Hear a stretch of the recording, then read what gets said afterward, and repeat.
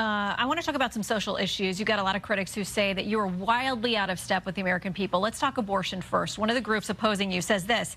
He wants a total abortion ban with no exceptions. He supported bans that would not only criminalize abortion, but ban IVF treatments and common forms of birth control, and that you voted against access to contraception. Where are you on these issues? Is that an accurate assessment of where you are? Because that's not in step with the American people.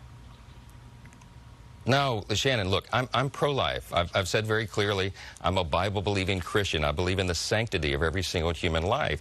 So I come to Congress with deep, personally held convictions. But guess what? So do my 434 other colleagues in the House. Everyone comes to Congress with their deeply held convictions.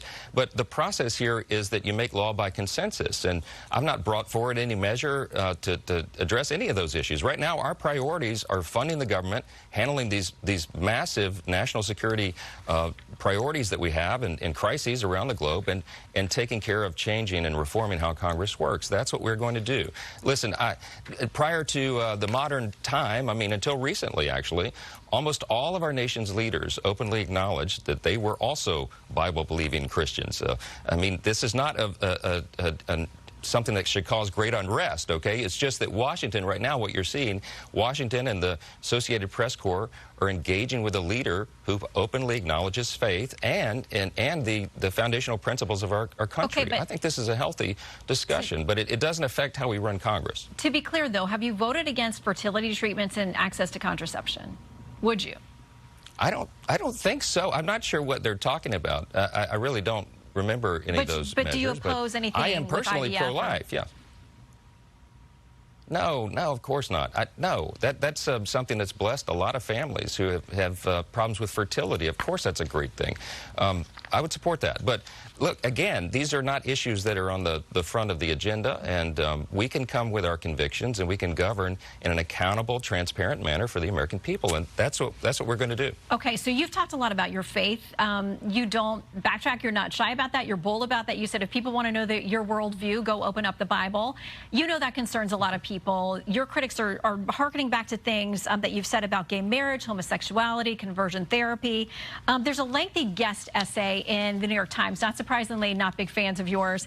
It's titled this, "The Embodiment of White Christian Nationalism in a Tailored Suit." They point to a definition in Christianity Today of that, saying it's a belief that the American nation is defined by Christianity and that the government should take active steps to keep it that way. Is that an accurate description of your view of how the government should function? No, I'm not even sure what the term means. And look, there are entire industries built on tearing down people like me. I understand that comes with the territory, and we're not fazed by it. But listen, what I believe in are the founding principles of the country: individual freedom, limited government, the rule of law, peace through strength, fiscal responsibility, free markets, human dignity. Those are essential American principles. And so I've been labeled all kinds of stuff, but these people don't know me.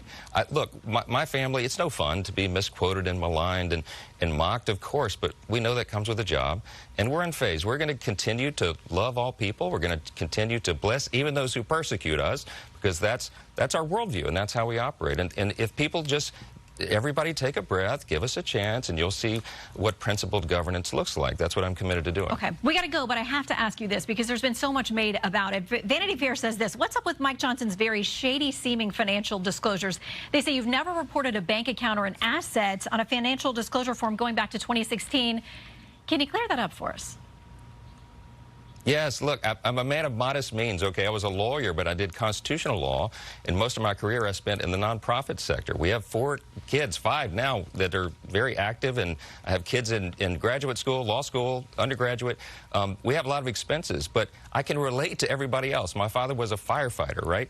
I didn't grow up with great means, but I think that helps us be a better leader because we can relate to every hardworking American family. That's who we are, and I think it governs and helps govern my decisions and how I lead. Well, majority of Americans now say they're living paycheck to paycheck, so a lot of folks in the same boat as they try to figure out this economy. Speaker,